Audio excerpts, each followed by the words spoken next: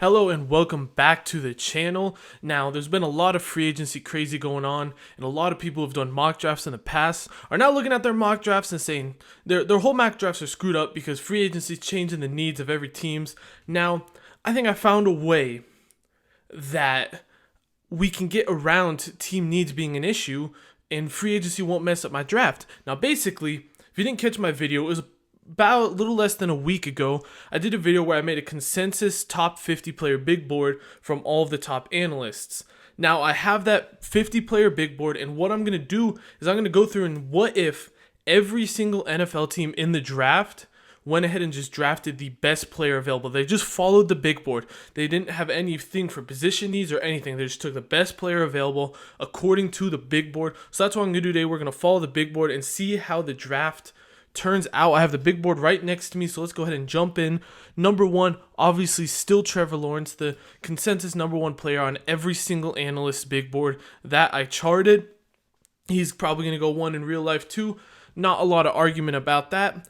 Going on to number two, the New York Jets. We have them going Penei Sewell, the number two player on the board. This wouldn't be an awful pick. I still think they should go quarterback, but if they believe in Sam Darnold and they don't want to pick a quarterback, trading out should be option number one. But if they do stay there and they roll with Sam Darnold, Penei Sewell is definitely the choice. I agree with the big boards that he probably is the second best player in this draft behind Trevor Lawrence. He's the best non-quarterback in the draft, I would say, and that would still be a great pick to pair him and Mekhi Becton would be a tackle duo, and no one is getting past that line, and Sam Darnold should feel pretty happy back there if they stick with him.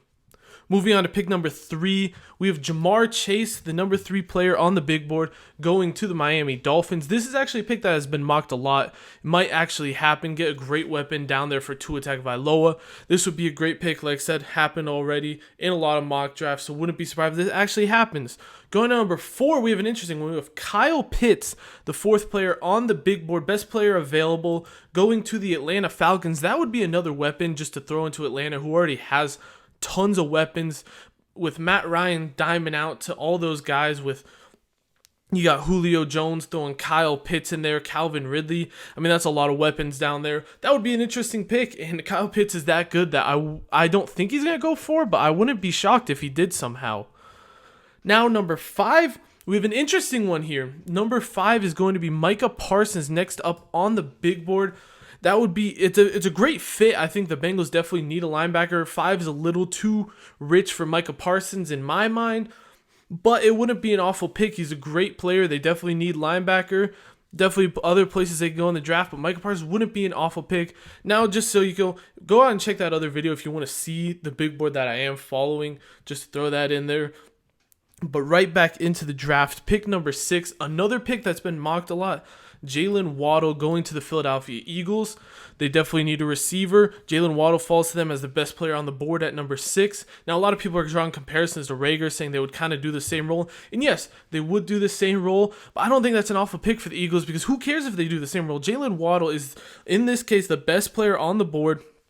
And, I mean, Jalen Rager's great, but like Jalen Waddle's, I think, a whole different animal. Now, I wouldn't go this if I were the Eagles in this position, but according to the big board, he's the best player, so we're going him at number six. Now, pick number seven, we have the Detroit Lions. Zach Wilson somehow falls right into their lap as the seventh best player in the draft. That would be a steal for the Detroit Lions if they could get Zach Wilson. They sit there and get their quarterback. I think it might be a 2-year rebuild. They get Zach Wilson here, and the rebuild might come a little faster than they thought. They don't even have to trade up and get probably the second best quarterback in the class. Now at number eight, moving on to the Carolina Panthers, they get themselves Devontae Smith to pair to that insane receiving core where they're going to have Robbie Anderson, DJ Moore, and Devontae Smith. I mean, Teddy Bridgewater has absolutely no excuses after they get McCaffrey with all those receivers into that. That offense would be explosive with Joe Brady running everything. That would be a very interesting pick. I'd love to see how that turns out. That would be interesting there for the Carolina Panthers. Moving on to number nine, we have the Denver Broncos with another steal in the draft. They get Justin Fields, ninth best player, going right there to Denver Broncos. Definitely need a quarterback. I think Justin Fields would be a great fit in Denver, actually, with what they like to do. And he's a great player, probably the third best quarterback in this draft. According to the mock board, he is definitely the third best quarterback in this draft. Falling number 9, that's a great pick for the Broncos. Now number 10 for the Dallas Cowboys. They are going to get themselves Rashawn Slater, the guard tackle, whatever you want to consider him, second best offensive lineman in the draft by far. I mean, their old line is only getting older down there in Dallas. I don't think Rashawn Slater would be a bad pick at all. A lot of mocks have them going corner, but in this case, we don't care about position need. Tackle is a very valuable position. Rashawn Slater is the 10th best player in the draft, so they're going to get themselves that. They don't care about positions in this draft. Moving on to pick number 11.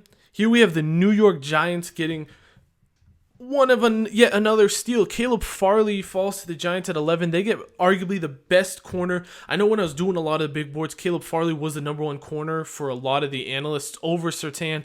So they get arguably the number one corner to pair with James Bradbury in New York, and that would be incredible to see. That defense would be that much better after re-signing Leonard Williams. That's a great defense. Caleb Farley and James Bradbury will be doing some work out there at the corner position.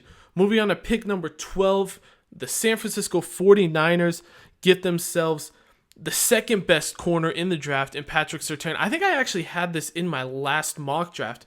Patrick Surtain right there to the Niners. That would be a great pick for them. They just signed Jason Verrett, which will be nice, but it looks like Richard Sherman is leaving, so he'll fill that Richard Sherman role.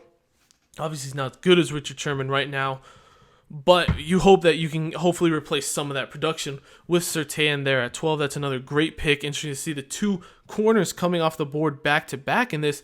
Now, here is probably the most debatable pick in this entire draft. Now, I'm completely following the big board, and on my big board, the 13th best player in the draft is Trey Lance, who's going to go sit behind Justin Herbert and hopefully take Justin Herbert's job in a year or two. I guess they're scared about Justin Herbert's health or something. Don't know really what would come to make this. Maybe they're hoping to get him and flip him in a year or two. Who knows where they're going? They love Trey Lance, though, and they're not going to pass on a guy like Trey Lance at 13 when he's there, so you might as well scoop him up in this scenario. Obviously, in real life, I would never do this. You just got yourself an offensive rookie of the year at quarterback. Doesn't make any sense, but hey, you can make some sense into Trey Lance. Not really, but we'll go with it. Pick number 14 now, the Minnesota Vikings. We have the Minnesota Vikings getting themselves Jeremiah Owusu-Koramoah. This one actually really surprised me when I was making my big board that he's ranked 14 on the consensus big board. A lot of big boards have him really high. JOK. Now we have the first linebacker going here in Micah Parsons 5. He's a second linebacker off the board.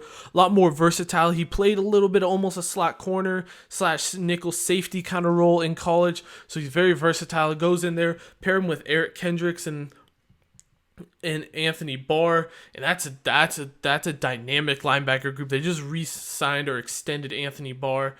I think they extended Anthony Barr. So now those three, that's a linebacking core. If you're asking me, with Anthony Harris losing, he can help in that pass coverage. He's not going to replace Anthony Harris. They're not really the same role, but he can help in the passing game, kind of cover some of what you're going to lose with Anthony Harris leaving most likely in free agency. Now pick 15. We have the New England big baller spenders in free agency, Patriots, who just went out. They got everyone they can in free agency. Then they're coming back at pick 15, getting D-end number 1, Kwity Paye from Michigan. Another great pick to show up. I mean, they're spending money everywhere in free agency. They're getting this. They're going for a run. Bill Belichick was not happy seeing Tom Brady win the Super Bowl. Everyone's questioning him. They say, no, we're going back for it this year. Get Kwity Paye, the best edge rusher in the class. And we'll see what they can do. Cam Newton's going to be the big question for them. They're putting a lot of talent around him. Let's see what Cam Newton can do in his second year. Now, pick 16, we have the Arizona Cardinals, who are getting Christian Darrisaw, which is another thing that's mocked a lot. Falls right into their lap, best player available. I see this mocked everywhere. It'd be a great pick. If he's there, don't say no if you're a Cardinals fan. This is a great pick.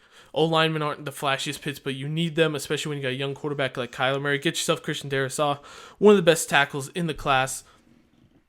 They're at pick 16. Now moving on to pick 17, we have the Las Vegas Raiders. Had an interesting little free agency. Now they're going to get at pick 17 the edge rusher number 2 from Miami, not Gregory Rousseau. Jalen Phillips was edge number 2 for the big board, which surprised me a little when I was doing it. I like Gregory Rousseau personally better, but Jalen Phillips has definitely a lot of upside if you ignore all of his injury issues and the concussions that he's had. But that's a great pick. I mean, they've been struggling at D-line for a while now. Get yourself Jalen Phillips, a great edge rusher. Wouldn't be an awful pick by any stretch of your imagination for the Las Vegas Raiders. Now moving to pick 18, we have the Miami Dolphins back on the board after getting themselves Ja'Marr Chase at pick number 3. At pick number 18 here, another one of my favorites in this draft. They're going to get themselves Trayvon Mulrig, the best safety on the board. That's definitely a positional need for them. They got great corners. Go ahead and get yourself a great safety. You saw what the Ravens and the Buccaneers have been doing, two of the top defenses. Buccaneers this past year and the Ravens really the past like 3 or 4 years.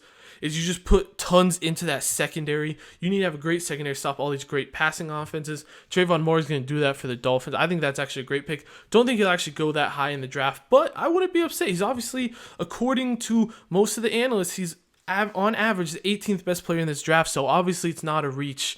That's why none of these picks could realistically be reaches, right? Because they're the best player available, so it's not like you're reaching for a position. You're taking the best player available. Moving on to pick number 19, the Washington Professional Football Team. They said, you know what, you can never have enough pass rush. They're going to get themselves Gregory Rousseau out of Miami, the 19th ranked player. That would be insane.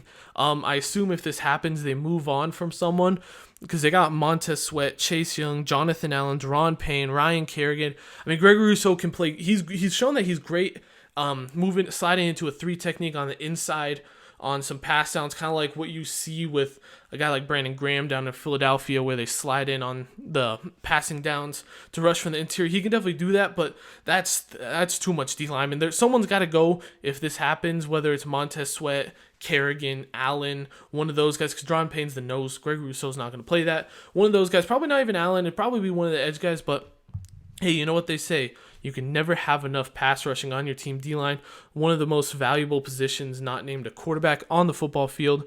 Now moving on to pick number 20, who has no picture. I believe it's the Chicago Bears, who just signed themselves their new starting quarterback, Andy. I'm not going to say they did just sign Andy Dalton. Probably won't be their starting quarterback, but you got yourselves Andy Dalton. Congrats, Bears fans. They're going to go here. The 20th best player, or the 20th player, the first best player available is going to be Elijah Vera Tucker out of USC. Great, probably the best interior lineman. He could still probably play tackle if they need him to.